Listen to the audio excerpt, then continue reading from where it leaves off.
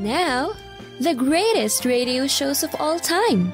Suspense. The Shadow Knows. Washington calling David Harding, counter-spy. Classic radio theater. The Great Gildersleeve. Fibber McGee and Molly. Dragnet.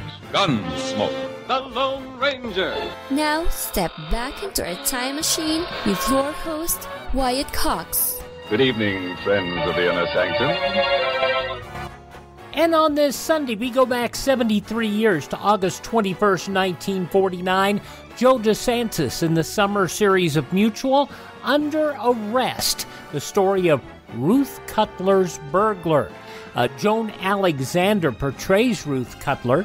She was Superman's girlfriend, I should say, Lois Lane, on the radio show, and also in the animated shorts in the 1940s. And we thank you for tuning in on this Sunday. It is the 21st day of August, the 233rd day of the year, 132 days left till we get to 2023. The Pueblo Indians drove the Spanish out and took possession of Santa Fe, New Mexico in 680. Nate Turner led an insurrection of slaves in Virginia in 1831. The famous debates between Senator Stephen Douglas and Abraham Lincoln began on this date in 1858 in Illinois. The first successful adding machine in the U.S. patented by William Seward Burroughs in 1888. You remember the Burroughs adding machines? President Eisenhower signed an executive order in 1959 proclaiming Hawaii the 50th state of the Union. Patsy Cline recorded the Willie Nelson classic, Crazy, in Nashville for Decca Records in 1961. I loved that song. In 1983, Corazon Aquino's husband Benigo, who was Philippine President Ferdinand Marcos's chief political opponent, assassinated on this date in 1983. The barricades and security are on. But I think the very fact alone that we can land is victory enough. Everything after that's bonus. I mean, whether they put me back in a plane and ship me out or bring me to prison, I promised to return. I have returned against all odds. So that's good enough for me. Now, I am hoping that they will allow the press in Manila at least to talk to me. For 9 years, the goal was out of France for some length of time. My feeling is we all have to die sometime. If it's my fate to die by an assassin's bullet, so be it. But I cannot be petrified by inaction or fear of assassination and therefore stay in a corner. I have to suffer with my people. I have to lead them because of the responsibility given to me by our people. Jim Laurie conducting the last interview with Aquino on board a flight from Taiwan to Manila. Aquino shot as he stepped off the plane. He was 50 years of age. Ironically enough, Ferdinand Marcos' children are still active in politics. And in fact, Ferdinand Marcos Jr. was just elected president of the Philippines in what has been called a questionable election. In 1992, an 11-day siege began at the cabin of white separatist Randy Weaver in Ruby Ridge, Idaho on this date in 1992. Government agents tried to arrest him for failing to appear in court on charges of selling 2 illegal sawed-off shotguns. In 1993, NASA lost contact with the Mars Observer spacecraft. 2006, British prosecutors announced 11 people charged in an alleged plot to blow up transatlantic jetliners bound for the U.S. Leaders of the Evangelical Lutheran Church in America voted to lift a ban that prohibited sexually active gays and lesbians from serving as ministers. And it was back in 2017, a solar eclipse traversed the continental United States. A lot of people got to see an eclipse of the sun that had never happened before, or that during their lifetime, I should say.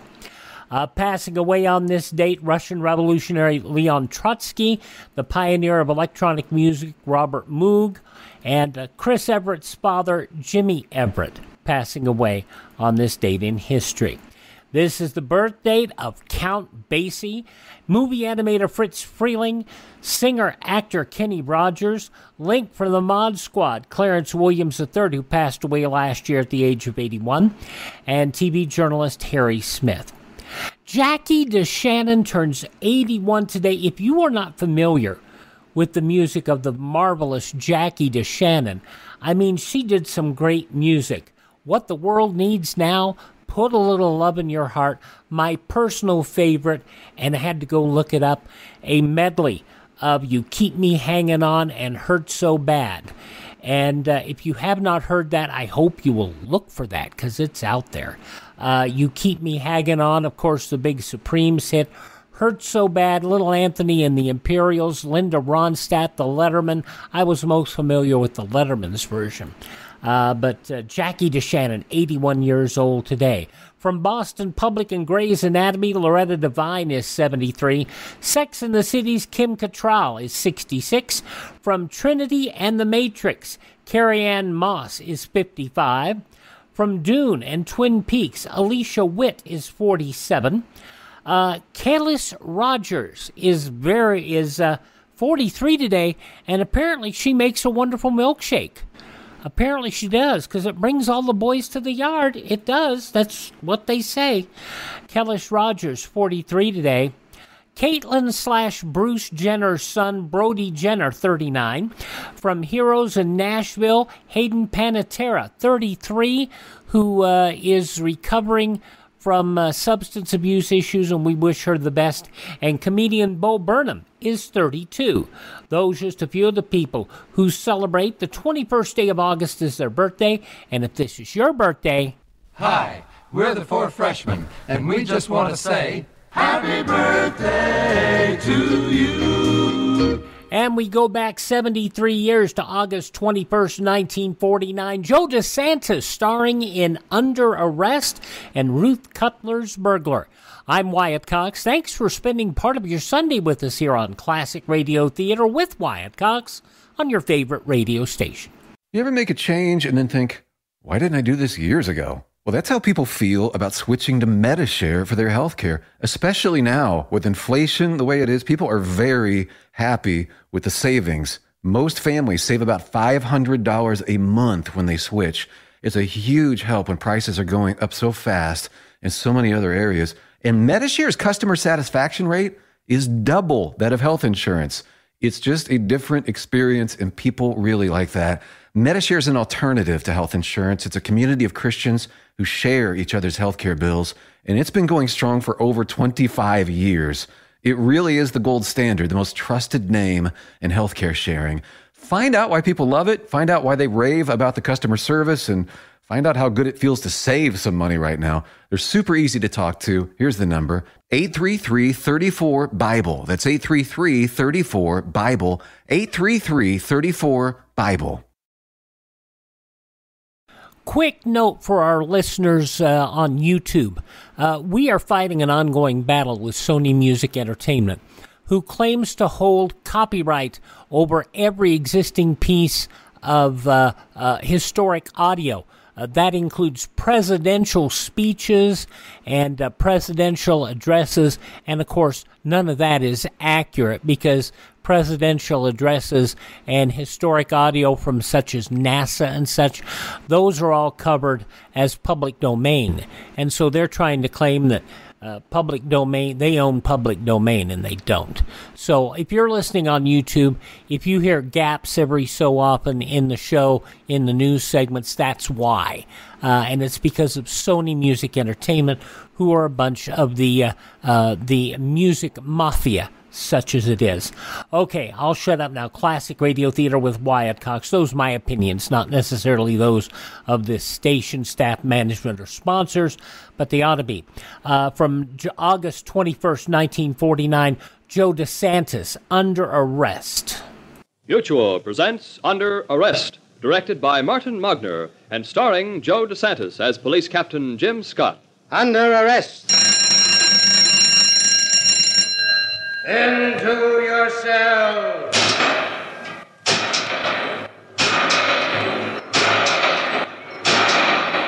Criminals Behind Bars. Under Arrest. The story of Police Captain Jim Scott's fight against crime.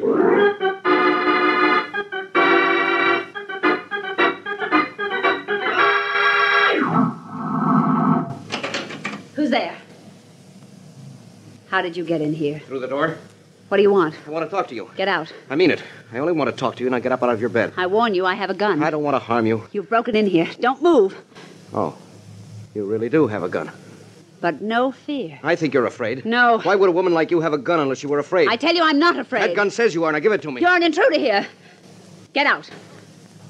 Please, get out. No. Oh.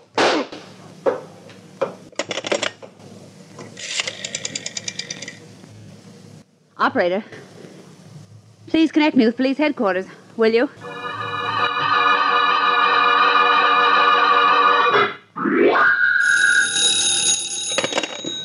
Police headquarters, Captain Jim Scott speaking. Captain Scott, did you say? This is Ruth Cutler. Cutler. Ritz Park Apartments. Ritz Park. Apartment 3D for Daniel or Delilah, if you prefer. Delilah, definitely.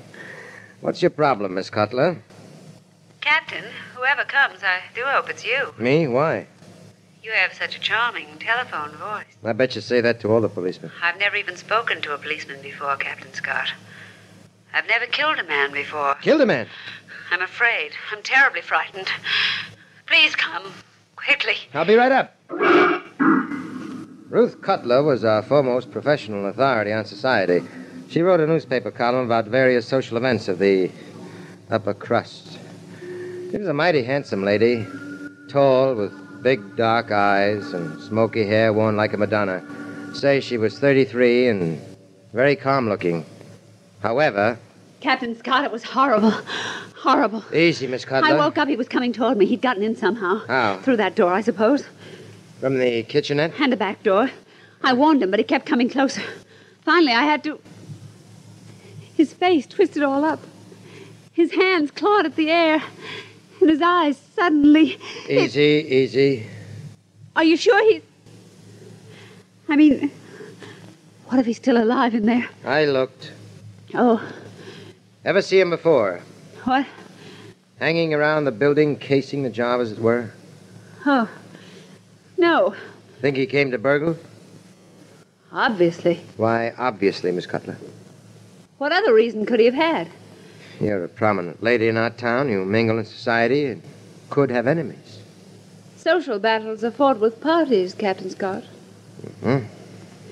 By the way, Captain, just what do I face with the law? If you kill a man in defense of yourself, of your home... What do you mean? It's not murder, but only manslaughter and probably a suspended sentence. Just the same, I'll have to book you at headquarters as soon as my boys get here. Your attorney can easily arrange bail. You know, I was right about you, Captain. You're every bit as charming and sympathetic as your telephone voice. You think that fellow came in the back door? Yes. Then I wonder how his hat got, here. On this little table in the foyer besides your front door. Hat? Good heavens, I thought he came in the back door, but I'm so upset and confused that how could I have made such a mistake? I don't know, Miss Cutler. Booking Ruth Cutler at headquarters for manslaughter didn't take long. She was out on bail inside an hour. I went down to the morgue to see about identifying the dead man. Unfortunately, he had no papers on him. We were beginning to prepare a police bulletin when I was called out to face a visitor. Small, very neat girl of about 25. Her eyes were icy with dread, and in one hand she clutched a copy of the early edition of the Morning Post News. I want to see him, Captain Scott. Who? It's in the papers. The man Ruth Cutler shot. The morgue's not a pleasant place. Please. Things like that are part of my job. In a minute, we were standing under the blazing light with a green glass shade, looking down at what was under it. I flipped back the sheet. You know him? We came here yesterday from Boston for a visit. We? David and I. David Ashburn. You Mrs. Ashburn? He ran a small dress shop in Boston for 6 or 7 years. I worked for him. We were very much in love. We were going to be married. You don't have to stand right here, Miss... Allison. Betty Allison. Miss Allison, what made you think it was David Ashburn when you read about it in the paper? David told me he happened to meet Ruth Cutler on a mountain road, and she promised to help him professionally. On a mountain road, Miss Allison? Only a few weeks ago. David was driving from Boston to somewhere in Pennsylvania. Her car had broken down, and he stopped to help. And they got talking. And you said she promised to help him professionally. She's an authority on society, on good clothes for women. Huh? David was ambitious. He wanted to see her again. And so you came along? As his secretary. You never suspected he might have inclinations to burglary? He never did, Captain. I can't understand his being shot as an intruder. It's... Whoop. Hey, somebody, send a matron down here to take care of the girl. She's fainted. Betty Allison's statement threw some new light on the intruder Ruth Cutler had shot. And only Ruth Cutler could focus that new light for me. But it was lunchtime the next day before I located her in one of the city's smartest restaurants, the Silver Pheasant, where they start by charging you $25 for rolls and butter. Oh, Captain Scott. I'm sorry to interrupt this luncheon, Miss Cutler, but I need another little chat with you. May I present Mr. Oliver? Big Bill Oliver, isn't it? Well, so-called, Captain. Well, it's a privilege to meet the next commissioner of parks and buildings. If I'm elected. Oh, Bill, darling, you know you will be. Ruth, I'd better wait out in the cocktail lounge while you and Nonsense, Captain Scott... darling, not at all. I have no secrets from you. Captain, you don't mind if he stays? I understand, Miss Cutler, that you did meet that intruder prior to last night. What? It was while you were driving through Pennsylvania. The date was the 7th of July, last month. 7th of July, I see. Does that make you remember his name? No. David Ashburn, owner of a small but smart dress salon in Boston. Ring a bell yet? It's quite impossible, Captain Scott. That he ran a dress shop? That I could have met him in Pennsylvania on the 7th of July. Impossible? Yes, I was some 400 miles from Pennsylvania. I don't suppose there were any witnesses to that meeting of myself and, whom did you say, David Ashburn? No witnesses. No, I should think not. If you weren't in Pennsylvania that day, where were you? Oh, must I answer that? No, but I should think you'd want to convince me you never saw Ashburn before. It's one thing to kill a stranger. But if you knew David Ashburn before last night, then he might not have been an intruder, but an invited guest. And that's not manslaughter. That's murder. Bill, darling, I'm afraid I'll have to tell the truth. Well, of course. Captain Scott, I spent the entire day of July 7th until 11 in the evening with Mr. Bill Oliver. Oh. We both took the day off, drove into the country, had a picnic dinner, and drove back. Well, that's quite different, isn't it? You can see, Scott, we're very fond of each other. Okay, Miss Cutler, Mr. Oliver, thanks. Goodbye, Mr. Scott. I'll see you around, Scott. I hope so. Goodbye. Ruth, darling, that was quite a lie to tell. You weren't with me that day. Bill, dear, the truth is that I never met that David, you know, what's his name, or that day or any other day. Then... Well, actually, that day I was out at my own little country place, my cottage. But I'm afraid no one saw me there, and of course I had to tell Scott I was with you, and that settled it. Now, darling, do get me another martini, and let's talk about something else.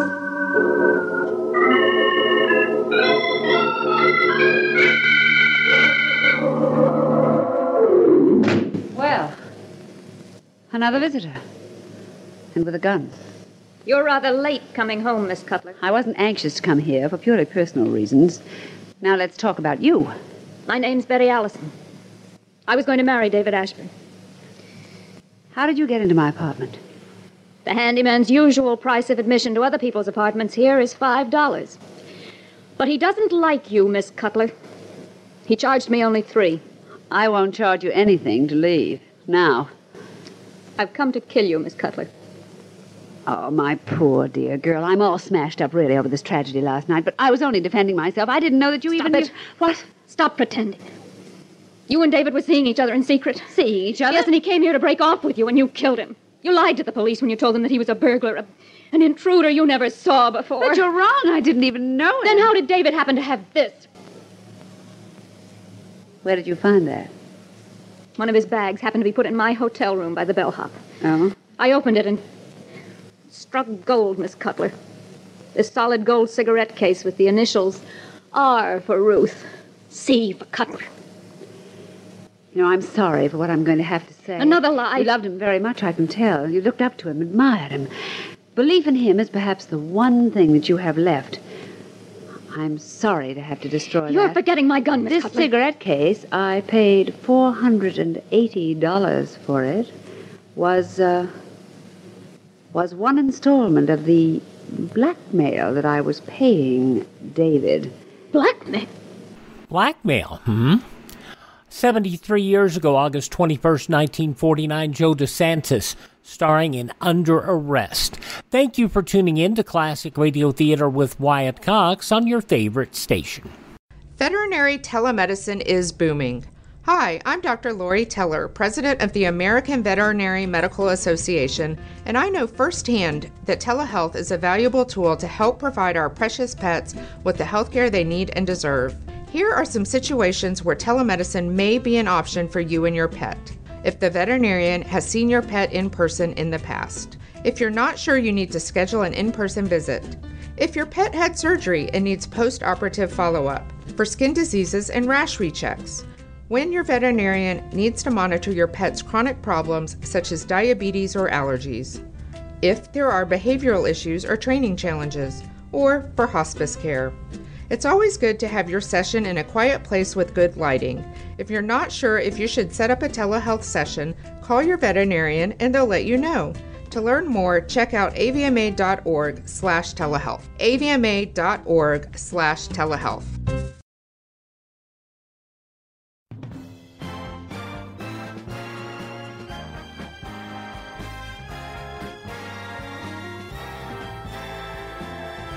Thank you for spending part of your Sunday with us here on Classic Radio Theater with Wyatt Cox. An episode this hour of Under Arrest, the summer series starring Joe Desantis, as it was originally broadcast on Sunday, August 21st, 1949. And in the newspapers of that Sunday, 73 years ago, these were some of the headlines. An air of defeat already overshadows next month's American-British Conference on Britain's economic crisis. John M. Hightower, reporting for Associated Press, writes Truman's administration officials and British economic and political experts predict a good many sensational propositions will be put forward, but they say there's little chance that both sides will agree at this meeting on a broad plan that will agree at this time that will set John Bull back on well-shod financial feet. There's a chance, too, of an irritating dispute over who is responsible for Britain's present fix. House leaders worried about keeping enough members around to do business for the next week or so, with upwards of $30 billion in appropriations suspended in legislative midair. Representatives are leaving town in droves. They're not waiting for any official recess, although Democratic chiefs are talking about giving the House 3 weeks off, starting about September 1st. It's a situation about which Congressman Priest, the Democrat of Tennessee, told a reporter, "I'm going to lose some sleep over the weekend." Priest is Democratic whip in charge of seeing to it that party members turn up for important votes. Right now, he is acting Democrat floor leader. The secret of where flying saucers might come from is still a secret so far as the U.S. Air Force is concerned. It decided yesterday that the 2 experimental aircraft found in a Maryland barn have absolutely no connection with the reported phenomenon of flying saucers. Less than 24 hours earlier, however, an Air Force spokesman said there was a good chance that the two weird devices found near Glen Burnie, Maryland, might be prototypes or forerunners of the flying saucers or discs. Then yesterday, the Air Force ruled them out of the picture. An airborne infantryman saved the life of a fellow soldier in parachute jumps yesterday during an assault landing exercise at Camp Pendleton, Virginia. The full-scale amphibious assault landing was the final phase of Operation CAMID 4 for some 880 West Point cadets and Annapolis midshipmen. Private First Class Eugene F. Cushing of Modesto, California, credited with saving the life of Private First Class Richard Rusk of Independence, Ohio, in the mass parachute jump by airborne infantrymen. Rusk's chute collided with Cushing's and collapsed in the fall. Cushing grabbed his companion's sagging chute, and the two men rode down together on Cushing's parachute. The sheriff is looking for George T. Gray, so are 11 separate families who Los Angeles Sheriff Sergeant K.C. Bradley says paid rent on a 4-room house in East Los Angeles after answering an ad. Mrs. Jamie Larson of Pittsburgh, Pennsylvania, who owns the house, may be surprised to learn Paul Wells and his family are occupying it and that 10 others have paid rent on a lease. Police investigators say Gray accepted $100 each from 4 prospective tenants, $50 from several others, and only $40 from one fella. The case came to life when Wells telephoned Gray, said, "He's not here, I'm the new tenant." "Oh no, I just rented the place. I paid first and last month's rent," and yeah, it was an ugly, ugly situation. Similarly ugly in Washington, one good turn deserves something better than what happened to Mrs. Sarah E. Whitaker, a waitress. A stranger entered the restaurant where she worked, gave her a hard luck story. He was broke, hungry. She served him a $1.35 meal, gave him money from her purse to pay the check, said, "You'll get it back paid double," he promised gratefully. Well, later, when she went home, while she was washing her hair in the bathroom, apartment ransacked. Back to the phone, she went to telephone police and report the theft of $11 and $56 worth of jewelry and clothing.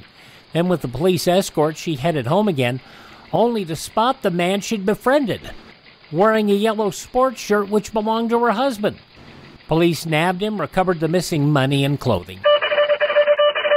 Those some of the day's top news stories as reported in the newspapers of Sunday, August 21st, 1949, on your radio Under Arrest, which continues now on Classic Radio Theater with Wyatt Cox. What could David have blackmailed you about? A little thing, but David was clever. He knew how to make a little thing loom large and black. What a rotten, nasty lie. With David dead. Betty, listen to me. Really, I feel horrible about this, but there's no reason for any of this to become known. David is a chapter in both our lives that we can both put behind us. It's easier for me, of course. I'm well-known, successful. I have a great deal to look forward to. And you... Will you let me help you? You can't. You worked with David in the shop, didn't you? How do you know? Just a guess. You'll want to continue the shop, and for that, of course, you'll need money. Of course, but I can... Let me give you a check. Now. A check? For $5,000. You rotten, contemptible... You think you can buy me? No, I want to help you. I owe you that help. Please take it. All right. If you put it that way. My dear, I'm glad you're facing reality. Yes. Every woman has a sharp eye for the real things in life. Maybe mine's sharper than even I thought. You wait just a moment and I'll get you that check now.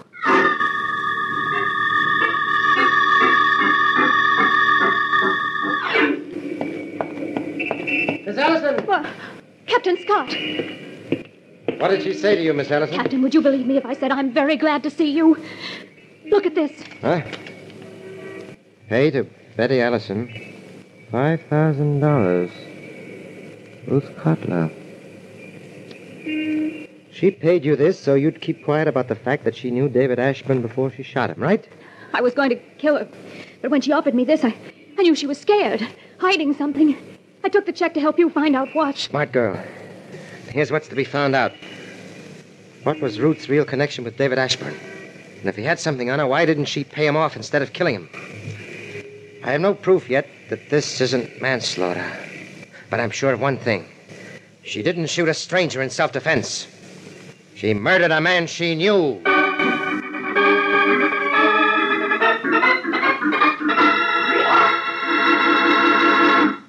We'll continue our drama in just a moment. August 21st, 1949, under arrest. The conclusion follows these important words on this Sunday edition of Classic Radio Theater with Wyatt Cox on your favorite radio station.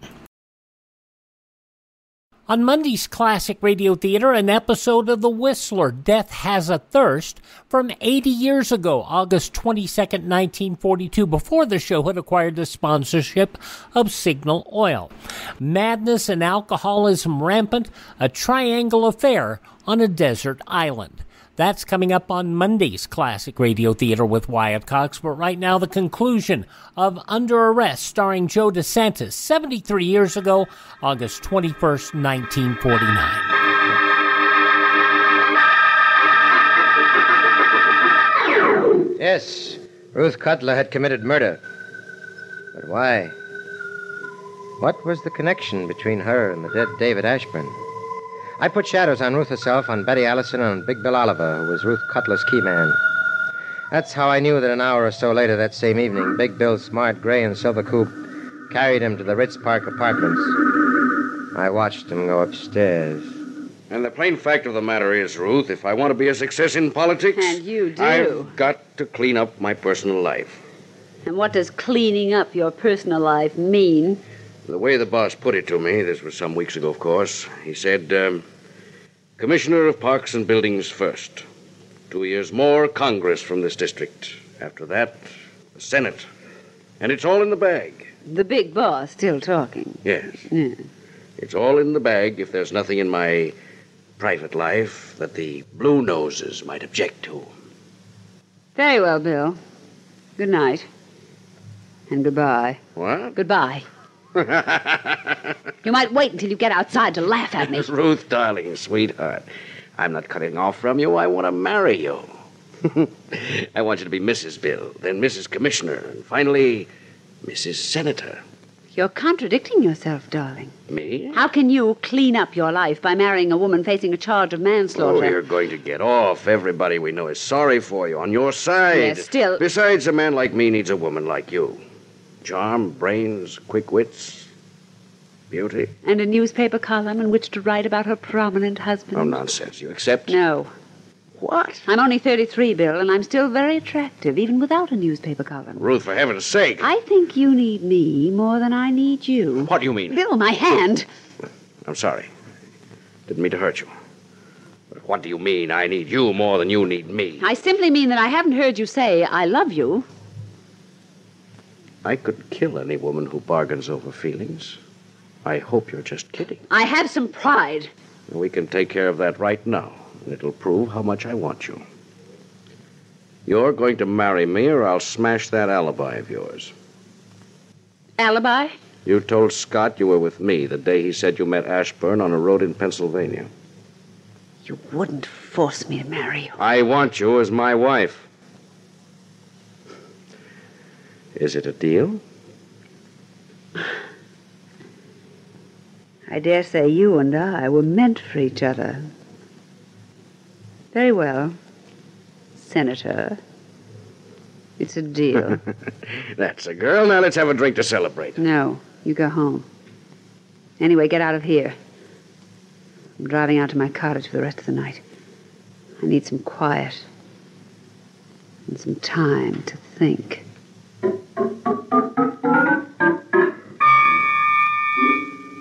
I saw Big Bill leave, grinning happily to himself. He drove off, followed by Lieutenant Larry Gavin. I was about to go upstairs to see Ruth Cutler when she came down, got into her car, and drove away. I tailed her all the way to her cottage about 15 miles out. I gave her a few minutes to put on the lights and open the windows, and then I went in. I came here for a few quiet hours to myself, Captain Scott. Am I to be hounded this way? Apparently, yes. I need a drink. Will you join me? Never when I'm working. Well? I'm working. We'll work away. I'm going to drink alone. was David Ashburn blackmailing you about? Now, you forced that girl to tell you what I said, didn't you? I asked the first question. Well, it's not quite true that man was blackmailing me. But you did know him before. No. Mind if I have my drink? I felt terrible over killing that man, Captain Scott. When that poor girl came, I felt I wanted to do something for her. But she hated me, even wanted to kill me.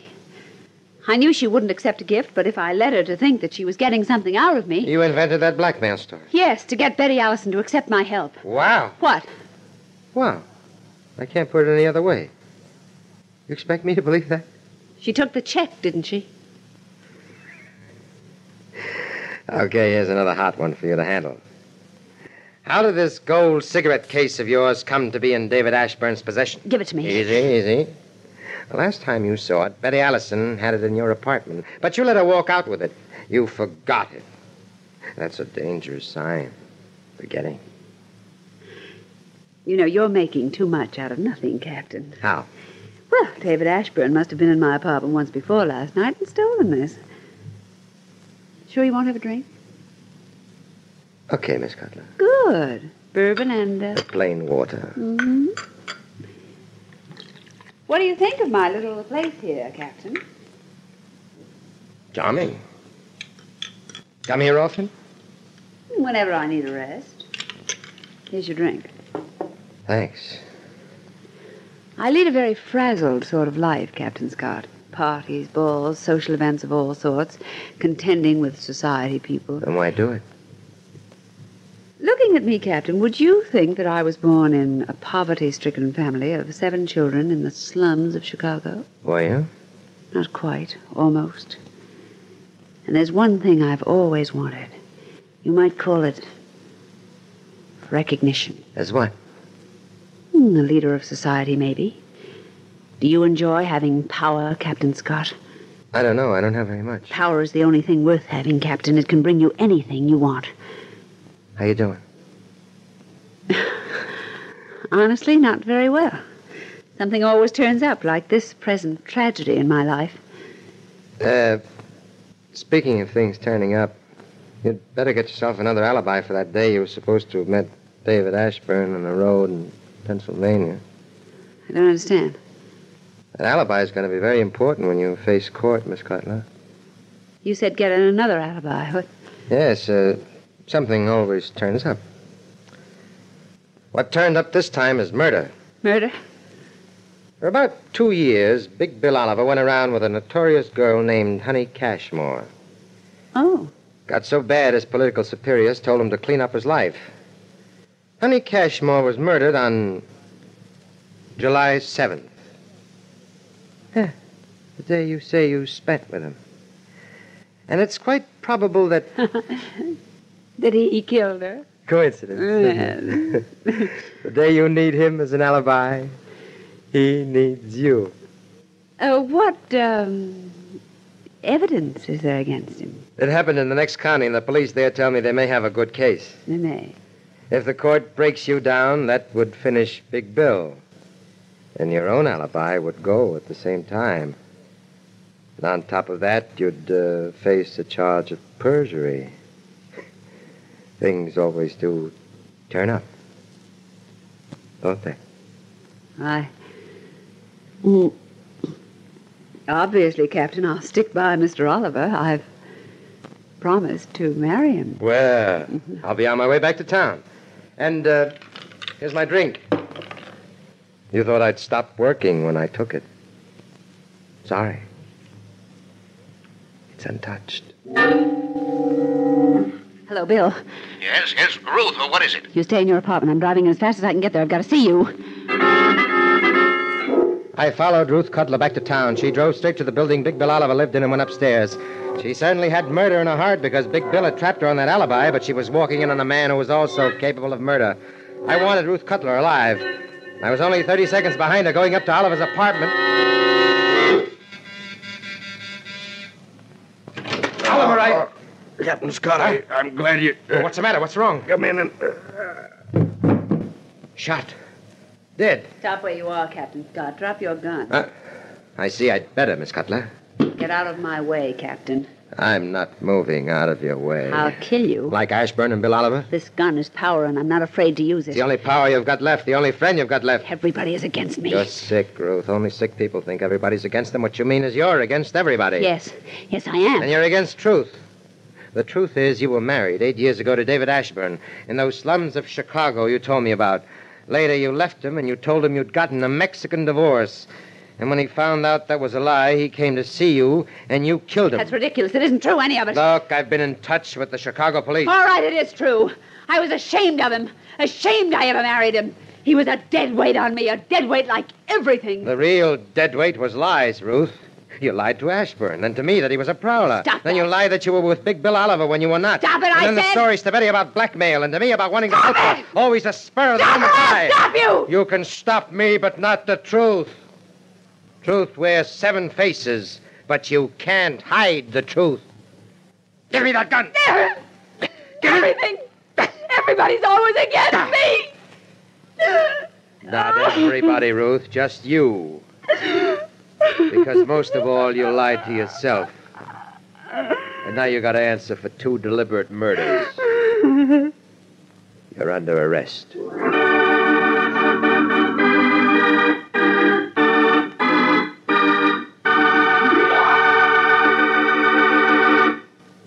Captain Jim Scott speaking. Next week, I'm taking you on a roping, a term used to break a counterfeiting gang. I call it the case of queer money. You'll find it unusual, daring, and dangerous in my fight against crime.